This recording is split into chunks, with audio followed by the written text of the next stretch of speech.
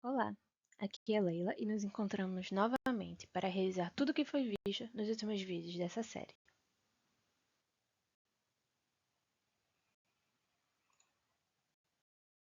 Se você chegou até aqui, esperamos que já tenha passado pelos vídeos anteriores. Na sequência, o primeiro vídeo dessa série de aprendizado teve o tema de introdução ao conteúdo de manipulações de strings. Neste vídeo, fizemos uma revisão sobre os conceitos básicos para aprendizado da linguagem C, que é a linguagem utilizada durante toda essa série, buscando entender como funciona a construção de um programa para que o mesmo seja executado com sucesso. Em seguida, no segundo vídeo da série, com o tema da biblioteca string e suas funções, abordamos a compreensão do que é a biblioteca e exploramos o que ela pode nos oferecer, conhecendo um pouco sobre algumas funções que a compõem. No terceiro vídeo da série, seguimos o aprendizado sobre manipulação de strings, onde abordamos funcionalidades avançadas. Nele, discutimos também sobre o conceito de alocação de memória dinâmica, boas práticas e a manipulação segura de strings, fundamental para evitar a vulnerabilidade de segurança. No quarto vídeo da série, com o título de Tópicos Especiais para Manipulação de Strings, vimos os temas como encriptação e decriptação de strings, compactação de strings, reversão e ordenação de strings.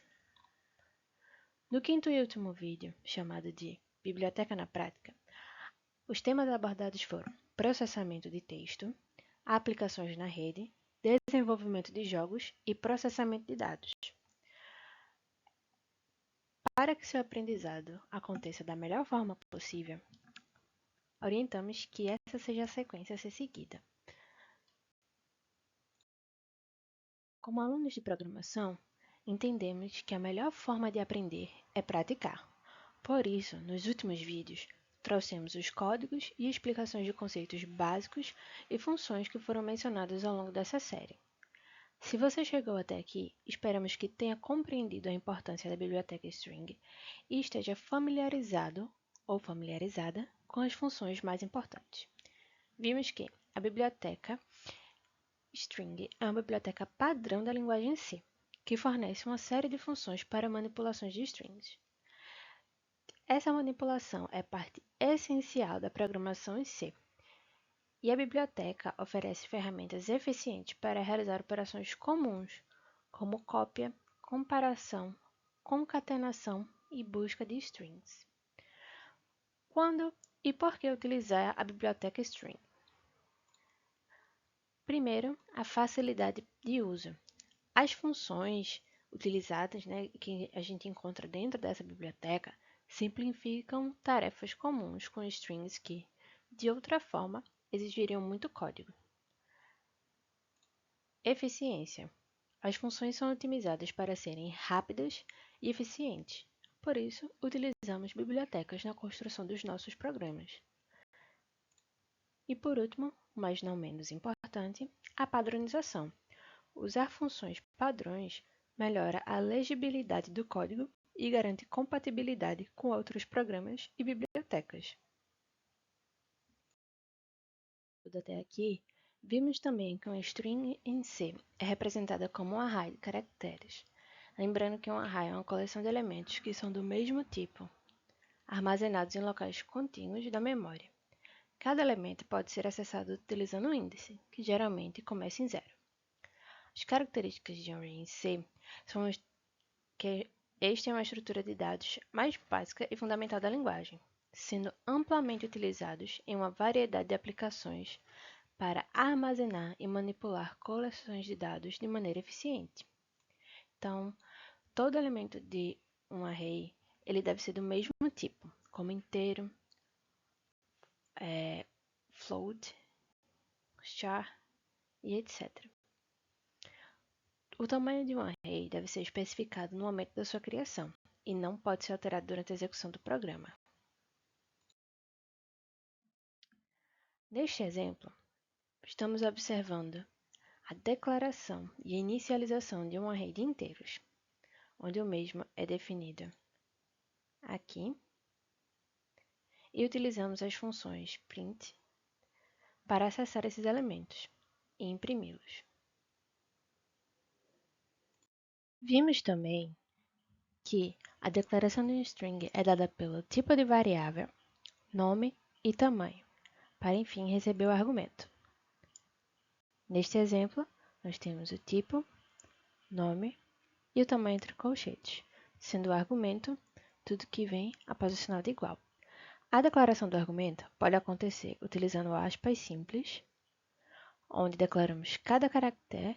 Então, no caso da frase Olá Mundo, cada caractere está dentro das aspas simples, ou podemos utilizar aspas duplas, de forma que a gente consiga encaixar todo o argumento de uma só vez. O tamanho da string pode ser indicado utilizando os colchetes, como vimos aqui, onde podemos especificar o tamanho, que no caso desse primeiro exemplo, o tamanho foi dado pelo número 11, ou deixar sem especificação, de modo que o programa calcule automaticamente.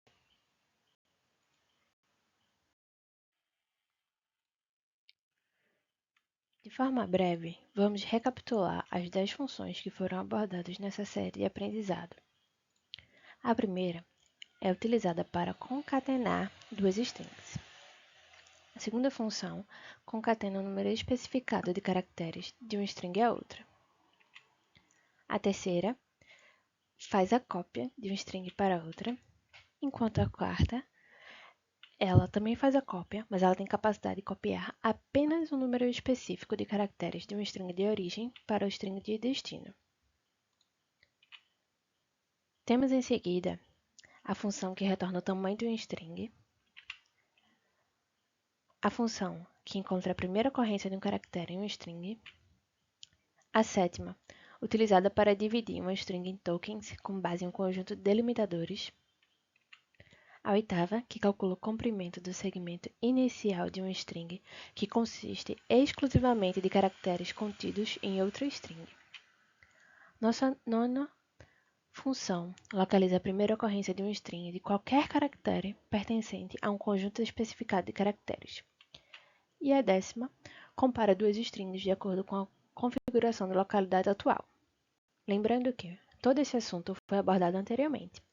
E toda aplicação, sintaxe das funções também estão mencionadas nos vídeos anteriores. Neste exemplo, temos a chamada da biblioteca, o uso da função utilizada para calcular o comprimento da string e o uso da função para copiar o conteúdo da string, respectivamente. Vimos também o tópico de manipulação e alocação de memória. No caso da manipulação dinâmica, refere-se à prática de alocar, realocar e liberar memória durante a execução de um programa. Isso permite que os programas usem memória de maneira eficiente, ajustando o seu uso conforme necessário, em vez de depender apenas de tamanhos de memórias fixos que são definidos em tempo de compilação. A importância para esse tipo de manipulação é que é crucial em situações onde a quantidade de memória necessária não é conhecida antecipadamente.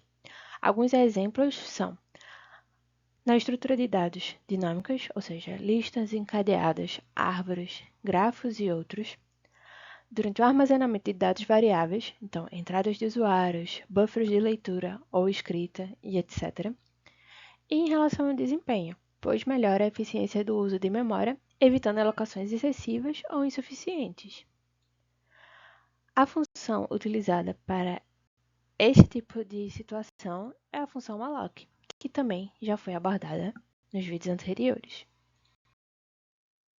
No vídeo anterior, mencionamos a aplicação em redes e desenvolvimento de jogos, mas, para essa série de aprendizados, vamos focar nas aplicações em redes. Vimos no vídeo anterior que em um sistema de chat, de conversas online, as mensagens enviadas e recebidas são formadas por strings.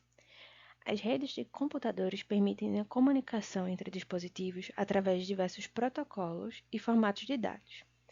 A manipulação eficiente de strings é fundamental para tarefas como análise de endereços IP, formatação de mensagens de protocolo e processamento de dados recebidos ou enviados. A biblioteca String em C fornece um conjunto de funções poderosas que nós acabamos de abordar, de revisar, e nos aprofundamos em um vídeo anterior, que justamente facilitam essas operações. Focando especificamente na parte de aplicações em redes, vamos ver como essas funções se encaixam. Neste cenário, temos a verificação do tamanho de uma mensagem, utilizando a função strlen, que vai justamente fazer a leitura do seu comprimento para garantir que ele não exceda o tamanho máximo permitido pelo protocolo. Ou seja, foi definido que o tamanho máximo é o 256 e a mensagem é lida dentro da condicional if, onde vai ser definido se está permitido ou não o envio da mensagem. O segundo cenário de aplicação em rede é a configuração de um endereço IP. Ao configurar um dispositivo de rede, podemos precisar copiar um endereço IP que foi fornecido pelo usuário para uma estrutura de configuração. Para isso, utilizamos a função strcpy.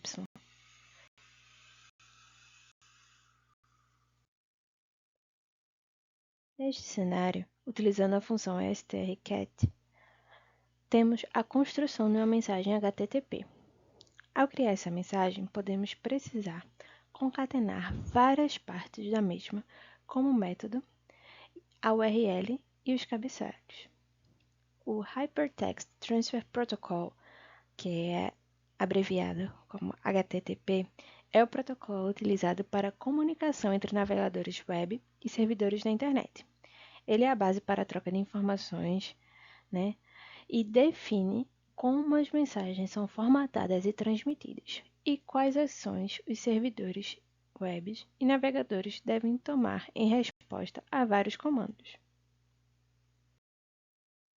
Talvez sejam muitas informações, e realmente é, mas ainda bem que você assistiu a essa série de vídeos e agora sabe por onde começar, o que não fazer e o principal, que para aprender não basta ler e assistir os vídeos, você precisa de muita prática. Então, se surgir uma dúvida durante o seu processo de aprendizado, não hesite em revisitar os vídeos dessa série. Que toda a jornada ao longo dos vídeos tenha sido proveitosa e que você consiga avançar nos estudos e obter sucesso. Até a próxima e boa sorte a todos!